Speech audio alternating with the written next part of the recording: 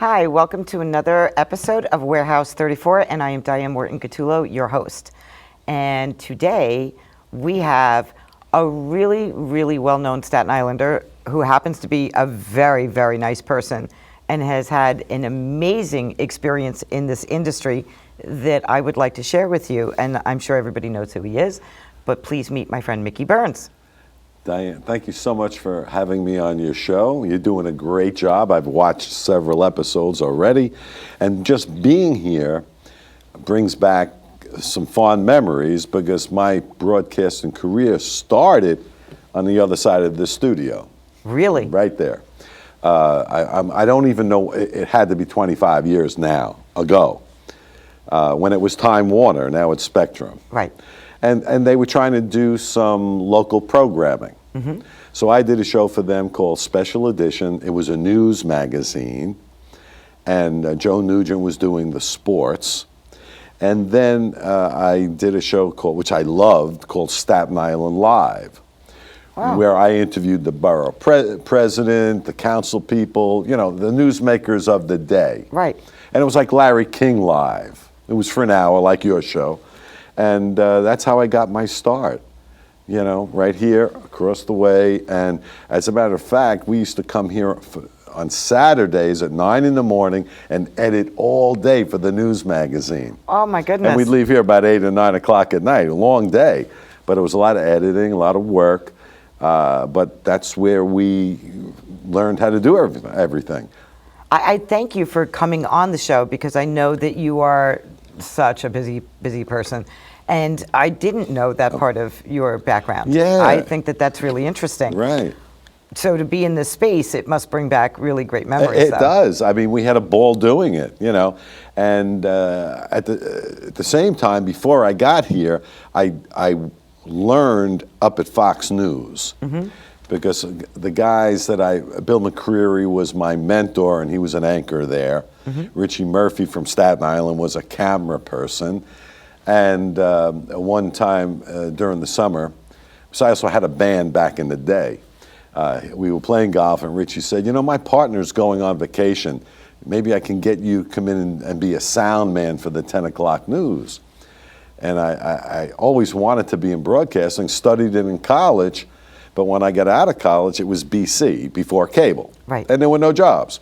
So I got into teaching and coaching, but eventually, because my golf buddies were at Fox, they got me in as a sound man. And once I went up there, I got hooked on the business. I remember the first day we had a cameraman. I think I was with a reporter, Pablo Guzman. Oh my goodness. And Richie Murphy was the camera guy. I was the sound guy with the boom mic. And they said, go to Borough Hall and cover the mayor's press conference. And we did. And then it was like at noon, and they said, go to lunch. And when you're finished with lunch, go up to Yankee Stadium and get sound bites with the players on the field. I said, I'm in heaven now, you know, I'm a sports guy. And I interviewed, you know, got some sound bites from the players on the field, and I said, this is the greatest business in the world, you know, and I got hooked and eventually got in front of the camera, and I've been doing that for almost 30 years now. How long were you over at Fox? I was there about 4 years. And then I left there when Rupert Murdoch took over.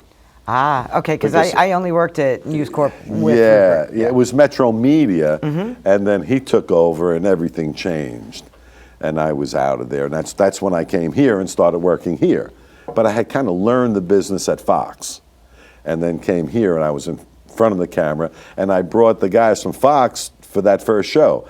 The editor was Vinny Russo. He was the main editor for Fox 10 o'clock news, and Richie Murphy was the senior cameraman, and I brought them here to work on that show with me back in, I don't know,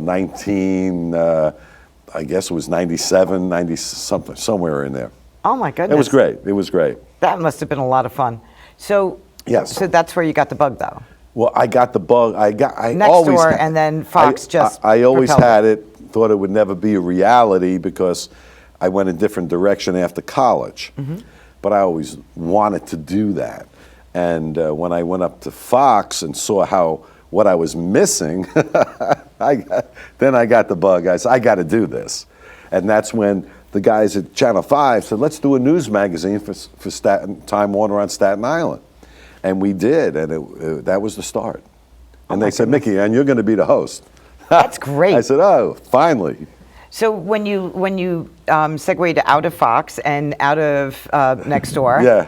Now, how did the show Profiles, which is a wildly popular show, Right. happen? Or should we go? No, you're good. Okay. Your timeline is excellent, because we were still doing Special Edition, which was the news magazine for Time Warner. Right. And during that show, we did a 4-minute segment in every episode of like a celebrity profile. And what we would do is, in the afternoon, we would find out who was where in the city, and then we'd go up and try to make a 4-minute segment out of it. Right. Like if Tony Orlando was on Broadway, we'd run up there, get some bites, boom, boom, and make it into a nice 4-minute segment. But what was happening is we did that, and it turned out great, and I kept coming back to the studio saying, I just interviewed Danny Aiello, but it's 30 minutes, and it's great. And you can only I use 4 minutes. Yeah. I just had an interview with Gladys Knight, who was performing on Broadway. But I have 25 minutes of tremendous stuff, can only use 4 minutes. So I said at that time, we should do another show, call it Profiles, and do a long form interview with these celebrities, because it's so interesting. It's when they're on Jimmy Fallon and then we're on the Letterman show, usually their segment's 5 minutes. I don't like short form. I don't either. It's not my comfort zone. When I was doing talent booking for a friend of mine's radio show on WABC, he did short form. And there you go. Just when I got into what I was hearing, yes, I had to kind of just go, wait a minute, because it ended. I'm like, wait, I want this to continue. How do, what happened next? What happened next? Right. So I'm not a big fan of short form. Right, and there weren't a lot of people doing it because, when they're on the talk shows at night, they get their 5-7 minutes, and it's, the latest project, how's your dog and your wife? Right. And that's it. So to get an in-depth interview, they weren't doing it at that time. So we were a little bit unique, and in two ways. A second way was we had a hard time, especially at the beginning, getting A-list celebrities. Right. They want to be on the Letterman show. They don't want to be on Profiles, right. Which is on NYC Media, which I'll talk about how that happened. So what we ended up doing was getting, people who are famous, but maybe you're not going to see them on Jimmy Fallon's show. Right. And we were able to get a lot of people that were household names, but they wanted to keep their brand alive. To make a long story short, every year we'd have these meetings at the network, and our ratings were always at the top, right?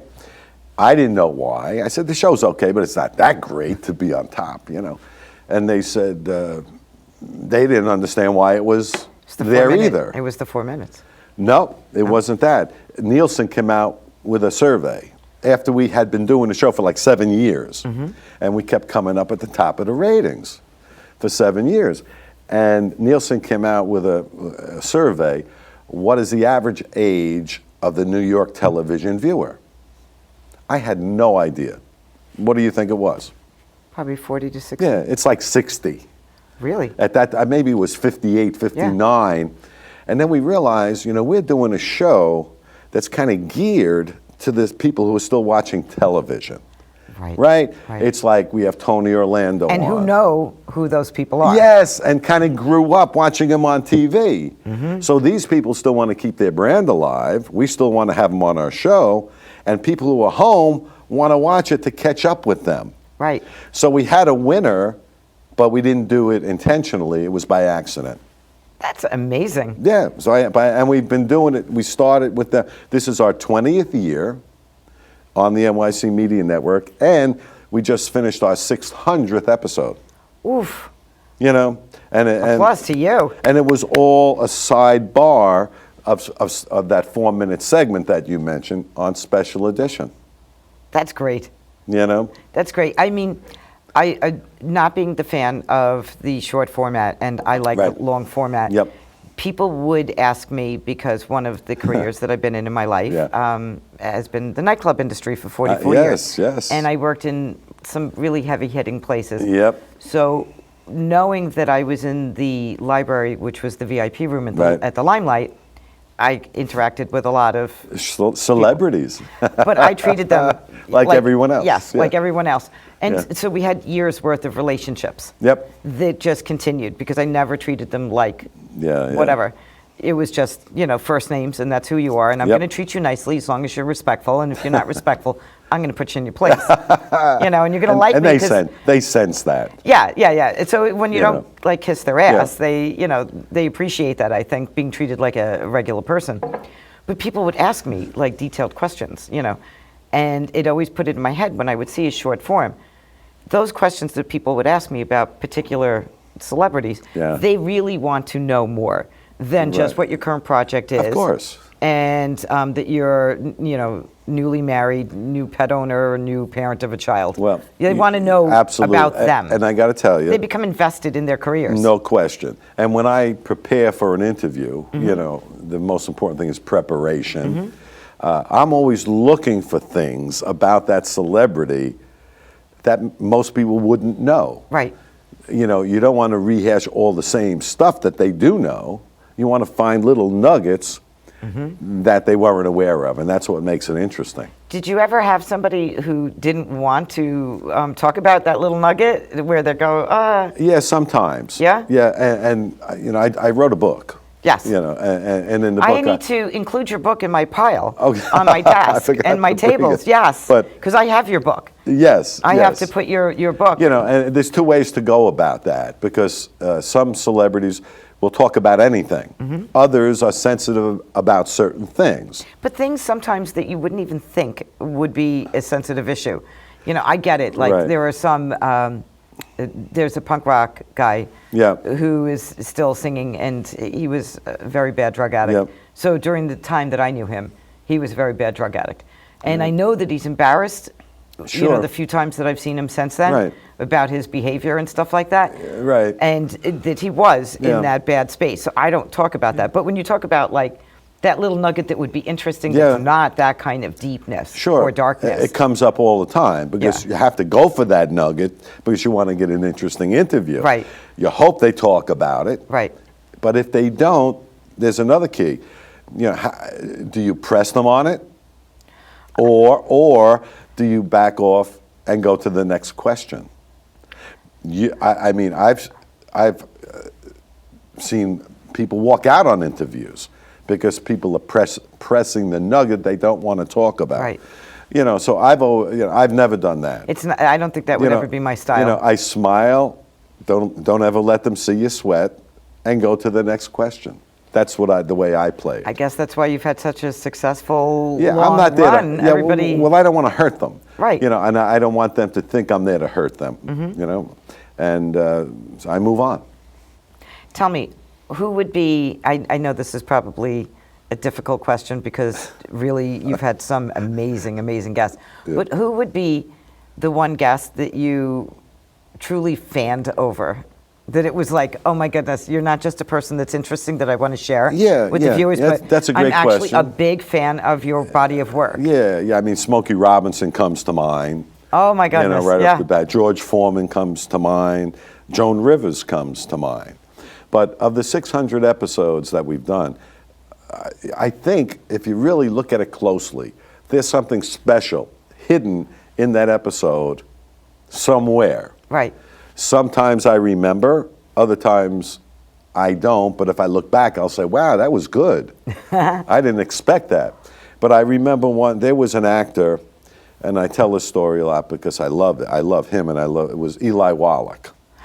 Oh. He was in The Good, Bad, and the Ugly. Yes. He was in The Misfits with Marilyn Monroe and Clark Gable. Right. He was on Broadway, won tons of Tonys. I had him on my show when he was 95. Wow. Sharp as a tack. So he comes in, and sometimes when you book people who are 95, you don't always know what you're going to get. Yeah, you're taking a chance. You're taking a chance. But now with Eli, he sat down, And he was looking forward to the interview, and he was sharp as a tack at 95, and his health was great. So the interview was fabulous. He talked about going to college with Walter Cronkite and how Walter studied acting with them, but Walter was a terrible actor. And I said, why was he a terrible actor? He said he overacted the death scenes. You know, he says he was falling all over the place. This is Walter Cronkite. He says, you got to learn to die with your eyes. You know, so he's telling me all this stuff. Great interview. After the interview, he said, Mickey, take a walk with me. This is out of the studio. Right. And I said, wow. I said, it would be my honor, Mr. Wallach. You know, I didn't call him Eli, I called him Mr. Wallach. Sure. And here we're walking down Broadway on a beautiful June afternoon, you know. And it dawned on me to ask him, Mr. Wallach, where are we going? Walking down Broadway. And nobody recognizes him, and they're bothering him. But that's New York. Even That's if they New York. did recognize him, yeah. they smiled and went about their own business. And he's carrying this plastic bag. Mm-hmm. And I said, Mr. Wallach, where are we going, and what are you carrying in the plastic bag? He said, we're going to the cobbler, and I'm getting my shoes fixed. And I thought I would be funny, you know, and I said, Mr. Wallach, why don't you just go to Macy's and buy 10 new pair? You can certainly afford it. You know, I was trying to be funny. Right. And he looked at me, he grabbed me by the wrist, stopped me in mid-stride. I'll never forget, he looked me straight in the eye. I said, Mickey, I got to tell you, I grew up during the Depression. He said, back then, we didn't buy new, we fixed old. And I've never been able to shake that. And I said, not only do I get to interview Eli Wallach, I'm getting a life lesson here. Wow. You know? Yeah. And that stayed with me like it was yesterday. And he acted till he was like almost 99 or something like that. He did the last Wall Street movie. Mm-hmm. And he was just an incredible actor and human being. One other story I'll share with you, and then was when I had Dion. No, you just keep talking, because I'm sitting here enjoying every moment. I have a million questions, but I'm enjoying every moment. Stuff that even surprised me, you know. Dion DiMucci, I interviewed him on his 60th birthday. And he was fabulous. He had a guitar, he was playing songs, singing songs for us during the interview. And then I had done my research, and I had to ask him about the day the music died, when he was on that tour, the Winter Dance Tour. Vito from the Elegance was also on that tour. Right. And it was in the middle of winter in February, and Richie Valens and who was the other person that it was Richie Valens and Buddy Holly were on the tour with them. And they were, believe it or not, riding, not like today, they were riding around the Midwest in an old school bus. And the heater broke. Oh. So everyone was getting sick. So Dion said it was the coldest winter he could remember. So at one of the venues, Buddy Holly decided, why don't we rent a plane or lease a plane or, you know, a private plane and fly to the next venue, because everyone was getting sick, and that would give us a day to hang out at the hotel and get better before the next concert. So it was Buddy Holly, Richie Valens, and a radio personality named the Big Bopper. So they had one more seat. So they came to Dion from the Runaround Sue, The Wanderer, all those great hits, right? And they asked Dion, we'd like you to join us on the flight, and we'll get some rest. And he said to Buddy Holly, how much? And he said, Buddy Holly said, $34 a piece. All right? And he thought about it. He's telling this story during the interview. And he said, $34. He thought about it, and he says to Buddy Holly, I pass. And Buddy Holly said, why would you pass? And he said, because $34 is the exact amount of my mother's rent in the Bronx. And if I took this indulgence, she'd never forgive me. Wow. And it saved his life. Saved his life. Then he said, if it was $36 or even $40, I would have been on that plane. But it just happened to hit my mother's rent. Yeah, it hit a chord. It hit a chord, and he's got a tear in his eye. 50 years later, it's still emotional that he had made that decision and it saved his life. Oh my God! I don't think that would ever go away, though. I don't think so either. Yeah. And now he's the got magnitude of the loss of that day is like, He's had a great life, and he Yes. still performs. I've know. had the pleasure of meeting him a few times, and he's a very, very nice person. He's the best. But I never knew that. I didn't know it until he told me about. I knew he was on the tour, but I didn't know he was invited to join them on the plane. Oh my God! So and four as I seats say, on a plane. Ooh. like I say, every episode has something in there that's special that remains with you. What would be the episode that you never wanted it to end, that you just wanted the cameras to just continuously roll and almost be like in your living room hanging out with the person as opposed to sitting there for that structured hour? Well, I got to tell you, Joan Rivers I had on twice, and I found her to be remarkably intelligent, funny, and accommodating. I could Really, I don't think everybody would think that about Joan Rivers. Yeah, that well, she would be accommodating. For me, it was just, she was just the best, and I had her on twice. If you're not a New Yorker, I think a lot of people would not get her edginess. Yeah. But being a New Yorker, it's totally different. You get it. You get what what she was about. I didn't want George Foreman's interview to end either, because he was such he's a remarkable human being, and he was not only successful as a heavyweight champ, but he was extraordinarily successful in business. Right. And he said to me, Mickey, I asked him about business, and he said, Mickey, I got to tell you, there's no such thing as a good business deal unless both people are happy. And I said, that's a remarkable way of looking at it, because everyone wants the edge on the other person. Right. But he said, no, it's got to be a 50-50 deal to be successful in business. And that's a good way of looking at it. I think most things in life, even relationships, everything, you have to come in with that, with that thought attitude. process, because otherwise it's going to fail. Yeah. And then he said, George Foreman Grill. Right. Of course, that came into my mind the moment you said his name. Yeah. Not boxing. I'm thinking grill. I didn't know how his involvement came about, but the people who had the idea of doing the grill just approached him. They were just looking for a spokesperson. So they said to him, George, we'd like to use you because you're a good cook and you're a celebrity. Can we use you as the spokesperson for the grill? And they said to him, well, what do you want, George? And believe it, this is what he told me during the interview. He says, I have 7 sons named George. Can they each get a grill? He didn't think he was going to get any money at the time. Oh, my God. He was going to be happy with the 7 grills. Right. And he said he agreed to all of this. He was probably pulling my leg. But he said a few months later he got a check for $250,000 from the sale. But he said that was the hottest item going. Yes. Oh, yeah. Yeah, it was all over the But that's what he told television. me. I think he was pulling my leg. Nah, you know what? He might be telling you the truth. And then one other one I can think of, interview that I didn't want to end, it was Eric Roberts. Oh. Julia Roberts' brother. Yeah. Who had nothing but problems during his career. He should have been a leading man. His acting skills are off the charts great. Mm-hmm. But he had a bad cocaine problem. Most of his... It was the 80s? That's what he said. He said when in the 80s, when you went into your trailer, they had a bowl of cocaine in the middle. And he said everyone used it. He said, unfortunately for me, every time I used it, my reaction was I became nasty to everyone.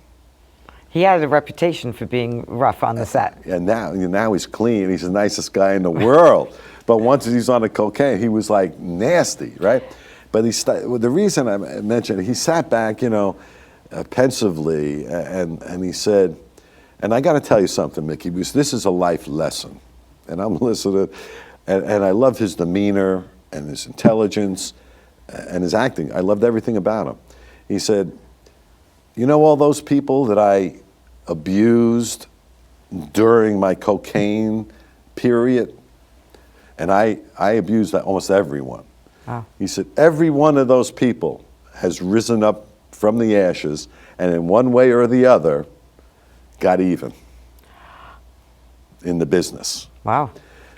And he said, the moral to the story is, if I can give you one nugget of advice, be nice to everybody. I live that philosophy. Yeah. I do. And that kept him from being a leading man. He's had like 500 roles, Right. but they kept him from being that superstar that he should have been. He was extremely attractive. Yeah, he was. And then Yeah, the he last was. name also carried a lot of weight. Plus, he, is a very, very good actor. Yes. But sometimes when your personality is on that side of the fence Yeah. and you're so rough, Yeah. it doesn't matter how good you are, they're not going to turn around and invest. No. And no. quite frankly, the insurance bonds are going to be tremendous to put you on the set. That too. And they can't trust him. Yeah. He's not dependable.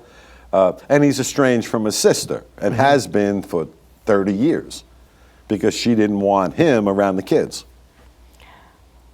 So at the time of the interview, he said, I'm trying to get back in. Right. But it's really hard. It's really hard. Yeah. They don't trust him. It's like, oh yeah, you may be good today, but 2 weeks from now, we don't know where you're going to be. Even a year or years from, you're waiting for Right. the shoe to drop, from what I understand. I guess so. I guess so. And he was very emotional about that because he wanted to be back with his family because now he was getting older. Right. And But he he was also cleaned his act up. He did. So he was able to own all of the bad behavior. Yes. And everything, and be reflective that it was, bad. And that Yes. I need to do something to make it better now at Yes. this point. Yes. Some people never own their, I'm just going to say, some people never own Never. their shit. Right. They just don't. But he did. Yes. He did. And it's still holding him back because he's got a lot of debt to pay. Right. But, he's working at it. Good for him. Yeah, I Good for agree. him. I agree. I hope he finds his way back to where he should have been. Yeah, I think so. And where he before he fell off that or took that ride, He took the ride, yes. Yeah. Well, it was the 80s. It was. It was what it was. Recently, there has been a lot of press about Anthony Bourdain. Yeah, sure. And about a book coming out that will, publish his private thoughts and text messages Yep. and things like that. Yep. And I don't normally really ever write anything on social media except for, like, oh, happy birthday, happy anniversary, or Yeah, what yeah. somebody's event is. I don't want to get caught up in anybody's crazy world, Yeah, yeah. But I found it to be so distasteful that this book with his private Really? text messages, Okay. and also the personal demons that he had, that it was, going to be made public because back in the day, Yeah. I knew Anthony. Yep. And so Anthony, when he worked at Les Halles, it was the hot place for bartenders, waiters, Yeah, managers, yeah. DJs, everybody in the industry to go and like unpack our lives Yep. and decompress. Yeah. And it was my dating place. Okay. So Yeah, if I yeah, had yeah. a date with someone, You I would go go there. and everybody in the place, would kind of rate the date. And other people did this too. Okay, all Our right. friends. Yeah, yeah. And they would rate the date. And so Anthony would stand by the kitchen door, leaning over his glass of wine, Yeah. and just peering at my date. And he would he would rate them from horrible to horrendous, all of them. Some of them he actually went up to and said, like, I can't even have you here. You just, no, this is never going to work. You cannot date this girl, and you need to go away. Yeah. So we built like a nice friendship. Sure. And he would come and see me in the Limelight and stuff like that. But I knew him way before I even joined the Limelight. Sure, yeah. And it was, very few, none of those chefs were rock stars yet. No. It was a clique. Andreas from Canestell's, Yeah. They were Anthony, working their way up. Yeah, everybody was working their way up. Yep. So people I'm bringing this out because he had demons. He sure did. Everybody had demons, but his demons were the 80s demons. Those were, Never left them. it never left him. Yeah. And as he progressed and became this big household name that he never thought he would be. Yeah. And being a real New Yorker, very edgy, he was never apologetic for his demons. It was like, this is who I am. This is what I always did. Yeah. And like, hey. And it's sad to see a book like that come out. So I can feel for Eric Roberts. Sure. Because you don't think the sins of your youth would come back to haunt constantly you. hold you. But they never leave, do And they never leave. They just Anthony don't. Bourdain, I mean, he's an amazing individual, had a life that people would kill for, Yes, right? yes. I mean, unless you're going through something like that, it's almost hard to fathom or understand why somebody who had everything, why things would be so bad that they would want to take their own life. Unless you're in those shoes, I think for the average person, it's hard to understand. What I've gleaned through several people who were just people who became, mega successful and never thought, and it wasn't within their game plan. They just happened to become successful in all different industries. Who suffered from, trials and tribulations of the 80s. It's when they felt that they were going to reverse back into old habits that they could not come to terms with it. And it's sad. It's really sad. When he passed, it was the same time with Kate Spade. They were all roughly like all around, and there was another person too who had passed at the same time. But it's depression is a very sad thing. I feel really terrible for Eric Roberts. And I think the trigger with Anthony was that when you have your downtime, that's the danger zone. Yes. And at that time, I think he found out that his girlfriend was cheating on him in Italy with another guy. And that was might have been the turning point for him during his dark period. How sad that any one individual would be so omnipresent to change and alter someone's life. Agree. I can't But you have to this. be in those shoes. I know, and that's why I can't. I mean, listen, in the 80s, I was in the nightclubs, working in the nightclubs in it, and people would offer me all sorts of things. So I don't know if you remember, there was a commercial back in the late 60s, and it was in a person, and he's crying, and it was because there was trash all over the place. So to take that commercial thing, and I would look at it when people would be like, hey, you want to do this, you want to do that. Sure. I'm like looking like that's a car, that's a vacation, that's tuition, that's the rent that you're blowing up your nose, sticking in your arm. I'm too cheap. I'm too cheap, and I just can't be part. But I don't care if you are. And whatever you do in front of me, whatever. I've never it's not my thing. I've never done drugs, and I think the key for me for being that way was I saw the harm it did to people around me that were close to me during my journey, and the harm that it caused them, their lives, their families' lives. And enough for me to say, I got to stay away from this stuff. I had one owner who I worked for at one point who turned around to me and he said, if you want to be successful in this industry, don't ever date a customer. Very good advice. Yep. Yes. Very good. Don't ever get hooked on drugs. And do not drink more than 2 drinks behind the bar. Good. Ever. All good advice. And I looked at him. I was Did you like, take it? Well, so yeah, pretty much. I mean, there were a few times, like on birthdays and stuff like that, where I'd be drinking. And I said, why about 2 drinks? And he goes, because on the 3rd drink, you'll make a bad decision, and then you'll start to do drugs and date the bad customer, and it's so lose your customer. So. And then you get in your car and drive and make matters worse, right? Yeah. Well, we used to take cabs in the city, but whatever. But I was like, this is going to be applied across my life, this philosophy. He gave me a life lesson. Very good. That's so now, what guest have you had who told you something that you totally never expected, that like blew your socks off and divulged a part of their nugget? Engelbert Humperdinck. Really? Engelbert. And Winnie's going to be sitting there. She's going to be mad at me when I tell this story. But it was in his autobiography. Okay. So I said, I have him here. Let me ask it. And I said, I had his autobiography. He said, Eng, you got to, if you become friends, call me Eng, not Engelbert.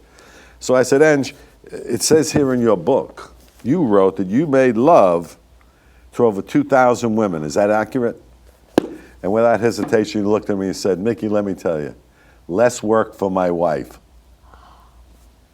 I almost fell off the chair. I said, that is terrible and funny at the same time. It is funny. It is funny. But he wrote about it in his I don't think it's terrible because because I guess that's how he had a happy marriage, because maybe she just didn't care or whatever. Right. Well, But- she had the credit cards. Okay. But I think Yes. that is a funny comeback, because it may not actually even be true, but Oh, yeah, that's another thing. but it's a great comeback for It's a question like that. Yeah. So, that comes to mind right off the bat. And I wrote a book. Yes, I love your book, by the way. Which was The Projects, The Profiles, which I grew up in the South Beach projects on Staten Island. That's where you're from? That's where I'm from. Yeah, it was a great place to grow up back in the day. You left the house and you had hundreds of kids to play with. You played the sport of the season. It was tough at times, there were bullies and things like that because so many kids.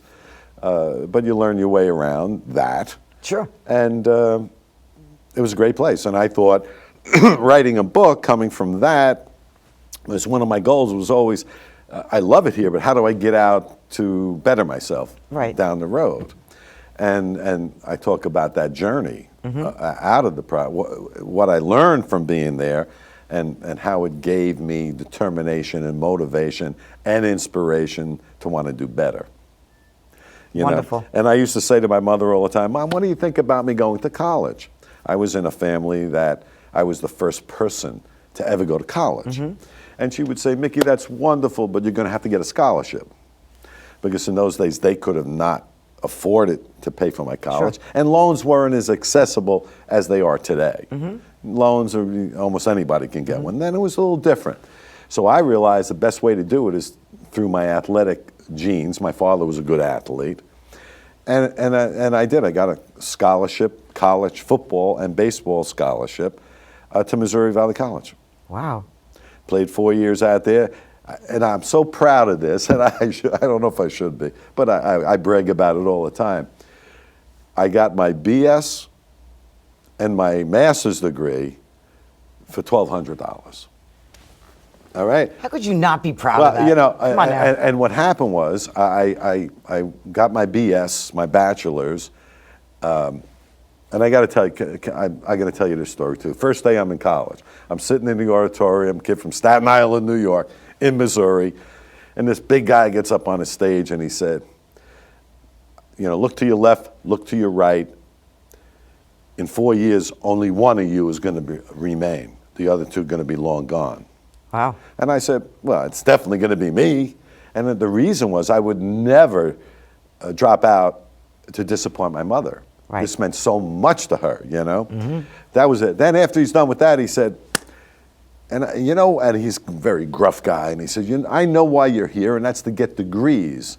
But most of you don't even know what they mean or stand for. And I'm saying, he's probably right, So I'm going to educate you today. And he said, do you know what a BS stands for? And he says, bullshit. How about MS for master's degree? He says, more shit. Then he says, how about a PhD? And then he says, I had no idea. He said, piled higher and deeper. Oh my goodness. I'll never forget that. That was my first day in college. It stayed with me, And now I have all three of them, and there's nothing shitty about them. Good for you. And did your mother cry when she... Oh, she drove all the way out to Missouri for graduation. Did she really? Oh, she did. I mean, that meant so much to her. If any family to have a child graduating from college and, they were trying to get out of high school because they had to work. Right. So it was a big thrill. So I wrote from the projects to profiles. That was a memoir. That was the first book. Because I thought, I have a lot of stories like I've been telling you. They're all included in the book. And then, tips for people who want to make it in this industry. Maybe from what I've learned, I came up the hard way, and maybe there's some things I could share with people to help that journey for them. So that's why I wrote that book. And the second book was during the pandemic. So I couldn't do interviews, I couldn't get any guests. So one day, I have people have been with me now almost 20 years. The camera people, the producers, the photographers, because it's a labor of love. Sure, they it love becomes it. a team. They love it, you know. So Robert Brunfeld is my still photographer. And one day I said to him, how many photos have you taken over 20 years? being on a set of Profiles? And he didn't. He said, wow, that's a good question. He said, I have no idea, but I'll go home and I'll check the computer. I'll get back to you tonight. Calls me that night. He said, Mickey, I have 14,762 photos. Wow. I said, you got to be kidding me. I said, it'd take a year to go through them all, you know? So with that, we have a publicist, Eileen Shapiro, for the show. Right. And she got the publisher for my first book, who is in England. And she called up the publisher and said, listen, Mickey's also got 14,000 photos on the set of Profiles with all these celebrities. And she said, well, he's got to do a coffee table book. And that's what we did during the pandemic. We went through 14,562 photos. Where is it available? Amazon, Barnes & Noble. And what's the name of it? Inside Celebrity Profiles, A Visual Journey. Okay. That's it. And because I have to buy this now. So we ended up spending the summer. My Shani, who was you Yes. might know, she's the best. She helped me do this, and we went through. And then we realized we needed a theme, so we broke it up into the singers, the actors, the athletes, the comedians, and so on. You know, Right. and each chapter covers the pictures of our most iconic celebrities during that 20-year period, behind the scenes. So, Yeah. who would be the person that didn't make it in, was not like the Tony Orlandos or whatever, that you enjoyed that level? You know, I don't want to say B-list Yeah, because that's yeah. insulting, Oh. but you know what I'm saying? Yes. Not the bigger names, maybe the ones Right, who, the person who you just couldn't, you know, you just sat there and said, oh my gosh, like I'm going to be sitting here with my head in my hand and mesmerized over your interview. There has And nobody to be. knows them. Well, not as that's why I said I didn't want to use that other term, but like not as on that level of like the Eli Wall, yeah. like the Tony Orlando. Yeah, and the big George- celebrities basically take care of themselves. I mean, Right. people are interested. You have to work. More that you gave a chance on this, saying Yeah. I'm going to take a chance. I have a good feeling about it. Right, Like this is going to be right. a great experience. Yeah, that's a tough question, and I Yeah? am drawing kind of a blank on that question. Well, you but come back to how does it feel to be interviewed? I prefer interviewing. I know you do. You know, and I appreciate you because coming when on. you know, it's and interviewing is harder than it looks. I think of it as a conversation in my living room. I mean, it and is we're harder. hanging out. Yeah. We're in my living room, and hopefully Steve is cooking something, and Winnie is Yeah. just like right Yeah, there, yeah. hanging out with us. Come on now. And I think there's two things to being a good interviewer. You know, preparation is without a doubt. You can't wing it. You got to have do some background research. Mm-hmm. You know, but the key is, I think, it's very difficult.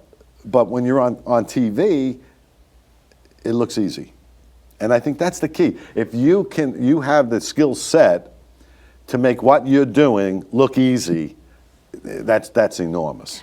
Because it's not. I think it's also because you're such a professional at it. So I know. you attack this project as Yeah. a thesis. Yeah. Each individual show is a thesis for you. I appreciate you saying. I'm sorry, I hit the mic. I appreciate you saying that because I look upon every one of my 600 interviews as a term project. I always have. Compiling all the information between what they give and then doing my own research, putting it all together in a packet, and that's my term project. I think but if I got to do somebody- it in a week. If somebody's gracious You know? enough, though, Yeah. to you know, visit and share their time with you, Yes. that they deserve to have that experience. Well, they see it as a form of respect. Yes. You know, that's the first thing. And I think as an interviewer, Bill McCreary told me this a long time ago. He said, no matter what you do, never let them see you sweat. And I think that because things are going to happen. You know, you're not going to like the answer you get. The person you're interviewing may not be having their best day, but you can never show it Or they maybe But that's not easy for everyone. It's not, but he thought it was a skill set. Never let them see you sweat. Never let them know you're not happy with the way things are going within the interview. See, I don't know. For me, I've worked for a few different Satans. Yep. And so when people turn around and complain about certain things, I'm like, listen, I'm sorry. Are you compensated to the potential that you feel you should be? Yeah. And they say yes. And I said, and are you being asked to do something that is totally beyond your skill set or morally something that's that you are going to object to? Right. And they're like, no. And I said, so what's the problem? And they're like, well, the person is horrible. I can't do this, or I can't interview, or I can't talk, or I can't. I'm sorry. I've worked with Satan. Sure. And had a great experience. Yep. And why can't you? Like, I don't know. Satan is pretty easy. As long as you know it's Satan. If you don't know and they come in thinking that, they're Mother Teresa and become Satan, then it's a little difficult. Yeah, I think also it helps if you be unique. Mm-hmm. You're not trying to be like anybody else. Right. Like, I've never tried to act like Dick Cavett.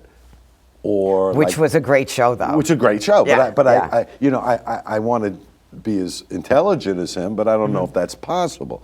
But I loved him, but I don't try to be him. Right. A lot of people try to imitate other people.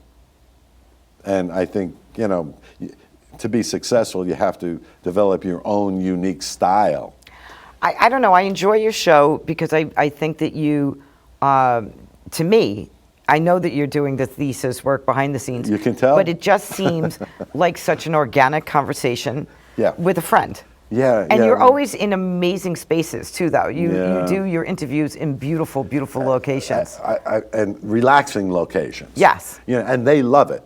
The celebrities love it. Share with the viewers some of the locations that you... Well, for years, we did the show at Ashford and Simpson's restaurant up on Broadway and 72nd. For years, we did the show at the Wales Hotel on Madison Avenue. And most recently, we did a 5-year stint at the Algonquin Hotel. You make it sound like it's a day. You only got to film there for a day, one episode. A stint. 5 years at the Algonquin? Yeah. That's a big commitment. That is a big commitment. But they're very show business orientated. Yes. And it has a show business history. Sure, the Vicious Table. Yeah, they loved it. You know that. Yeah. I have a bottle of Dorothy Parker gin from the Algonquin. Okay. And the chef signed it for me. And I almost lost it when the cat banged right into my bottle at an event. I was like, geez, I'm never The cat, you know the cat? Yes, of course. So it's a famous show business hotel. Yes. And we did our episodes there until the pandemic hit. Mm-hmm. And then we stopped because they went under rent. They used that time for renovations. Sure. And they're still renovating. It's an amazing space. It's an amazing space, yeah. I think one of the last ones we did was Mary Wilson of the Supremes, because she did a coffee table book, right? And then she passed away a few months after the interview, and she looked great. I'm shocked that she passed. I have to say, one of the fun when Steve was part of Lundy's. Yeah. There was a WCBS event, and Cousin Brucey was there because they were good friends. And Mary Wilson was there. So I've only been kind of an idiot with celebrities probably 3 times in my life. Yeah. And 2 of them as an adult, 1 as a kid. Yeah. So anyway, I'm sitting at this big banquet table, and it's like 2 o'clock in the morning. Mary Wilson's across from me, and it's all of us, and we're eating lobsters. Oh, God. So we're all joking and everything, and I just turned around, and I'm like this. She goes, everything okay, Diane? I go, it's 2 o'clock in the morning. Yep. I'm eating lobsters in Lundy's that was closed down forever, but as a kid, I grew up in this place. Got it. And I'm eating across from you, Mary Wilson. Yeah. I think I'm sleeping, and somebody's going to have to pinch me. So I asked, I had her on twice. Second time was recent, just before she passed. Yeah. I said, Mary, what's been your biggest thrill? I'm thinking with the Supremes, but I didn't say that. What's been your biggest thrill? And you know what she said? Getting my associate's degree. Wow. I said, excuse me? She said, yeah, my mother, I never got a college education because at a high school, I joined the Supremes. But my mother made me promise that the day will come when I'll go back to college and get a degree. She passed away but I promised her I would do that. So my biggest thrill was getting that associate's degree on stage. Now, who else would ever get that nugget out of Mary Wilson? Come was, on now. my mouth was Dick like Cavett didn't get that out. No, of her. I was Just like saying. my mouth was. I was like a fly trap. Yeah, you know. And she's had toured the world several times over. You know. Oh my But it goodness. was that's what meant the most to her. Not the gold records, you know, not the Hall of Fame. That associate's degree. When you're home Yep. and you turn on, I was going to say the stereo and put a record on, but you know that's really old. I'm showing my age. What song is your go-to song? Oh my God, that's a good question. It says a lot about your character. Can't Help Falling in Love by Elvis. And I especially liked it when they did the up-tempo, which he used as the closing to his concerts. And So deep and romantic. yeah, and Good job, Winnie. And I like Burning Beds, right? And what's the Australian group that sings that song? But you know, it's about the people in Australia, the Indians of Australia, but they're called something Aborigines? else. That's what they are, and how the song "Burning Beds" is about giving back what the government should be giving them from what they stole. So that's another. And you're deep. Yes, but it's a great song. It's also a great song. So those two. But I loved Elvis. I love Tom Jones. I love Tom Jones too. Yeah. Yeah. So now, Yeah. if you had the opportunity to pick any place in the world, where would you do a special of Profiles? Wow. That's a good question, you know. How about Radio City Music Hall? Me and Tom Jones on stage. I think you should make that happen. That's it. Make that happen. That's it. Then I'd be happy, you know. But I've had so many great venues thus far and so many great interviews. You know, I'm way ahead of the game, you know. I'm just happy that I've been able to do what I've done this far. And I think that the people, you know, all of your viewers, and they're loyal, Yeah. are so grateful that you've continued this journey of excellence Yeah. and great programming. Yeah. But if you could go to like the Vienna Opera and do Yeah. an interview, or you could be on a cliff in Montenegro, or I don't know. Like for me, I know I would like to, there are like 3 places I would like to go back and do something extraordinary. I don't know if it Sure, would be an interview sure. of a show, but it would be something extraordinary. I'd like to go back to, you know, I'd like to go to the south of Spain and go do something like that, and go to Wow, Corfu wow. and go spend a week like doing something on the beach, like a great interview or a good mini-series or Right. something. Yeah. Yeah, like I think of it something more wild. of people like the people who I would have loved to have interviewed. I you didn't know. even get as far as the people. I only got the location in my head. Okay, yeah. Well, I would love to go to Rome. I would have loved to and interview Pavarotti because I always was in awe of his talent, and I'd say, how does he do that? Yes. You know, what an incredible gift that he was given. You know, so that's what I think of. You know, not so much location, but people that I would love to sit down with and chat. One other thing, you were talking about being unique, Diane. I think it's important to also have your own maybe key questions that nobody else has. You know, like the last question I've asked every guest in 600 episodes has been, what do you hope your legacy will be? Well, we're not over yet. I know. No, I meant I in watched life. your show. I meant in life. Yes, but I would ask you that, but we're not Oh, over you yet. could ask me. I was going to ask you that. So the 2 I remember was, I had Chuck Barris from The Gong Show. Right. Right? So I said, Chuck, what do you hope your legacy will be? He didn't hesitate. He said, I want it written on my tombstone, gonged at last. Oh, that's so cute. What a great sense of humor. Right, right. You never know what you're going to get with that question. Right. They could be serious or they could be funny, you know. So it turns out I was reading the obituary in the New York Times. That's what's on his tombstone. Good for him. Gonged at last. And I asked Jesse Ventura, the ex-governor of Minnesota, same question. What do you hope your legacy will be? And he said to me, I want to be the last man on earth without a cell phone.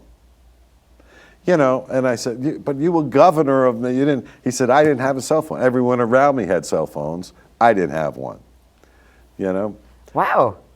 That would be not anything I would ever expect from Yeah, him. so you- I would that- think it would be something, So like. in my book, what we did from the projects, the profiles, we went back to every episode and fast forwarded the tape and put down all the answers to that question in the book. Like meatloaf. That's great. Yeah, it's a great question because Yeah. you never know what you're going to get, And Meatloaf, who passed away 6 months ago, his answer to that question was, on my tombstone I wanted written, I told you I was sick. So they could be morbid as well. Wow. Most of the time they're thought-provoking, and they want to be remembered as good people, as giving people, I think when they and get loving older, people. they want to be remembered that way. When they're younger, they want to be remembered as like wild and And a lot of times they say, I don't care about that. And then they go off for 20 minutes telling you about what their legacy what they would like it to be. But I don't care about that. So how long do you think that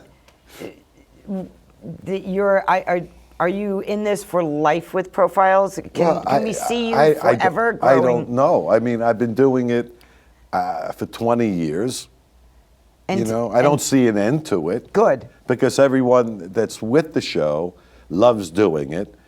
The network loves the show. And you have such great positive feedback from it, though. Yeah. I mean, really, everybody talks about it. And it's important It's to like mention. a cult. It's a cult, right. Yeah. And I have a string of people all over the country, publicists and managers, like call me today. Next week I'm interviewing Artemis Pyle from Leonard Skinner. Wow. He was in the plane crash that in 78 or 77 that killed half the band. Right.